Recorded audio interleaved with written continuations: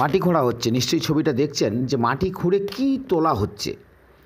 মাটি খুঁড়ে তোলা হচ্ছে ড্রাম ভর্তি চলাই মদ, যেগুলি একেবারে নিষিদ্ধ। আর এইগুলি বিশেষ করে দক্ষিণ চব্বিশ পরগনায় একসময় চলাই মদ খেয়ে বহু মানুষ মারা যায়। তারপর থেকেই চলাই মদ একেবারে বন্ধ হয়ে যায়। তারপরেও কিন্তু বিভিন্ন জায়গায় গোপনে চলাই মদের কারবারিরা চলাই মদ তৈরি করেন। তবে আবগারি দপ্তরের অফিসাররা বিভিন্ন সময় হানা দিয়ে উদ্ধার করেছে এবং সেগুলিকে বাজেয়াপ্ত করেছে। তারপরেও ইদানিংকালে দেখা গেছে চলাই মদের যেন একটা রমরমা ব্যবসা চালাচ্ছেন চলাই মদের কারবারিরা। বিশেষ করে দক্ষিণ চব্বিশ পরগনার বিভিন্ন জায়গায় চলাই মদ হাতে নাতে আবগারি দপ্তর বেশ কিছু উদ্ধার করেছেন।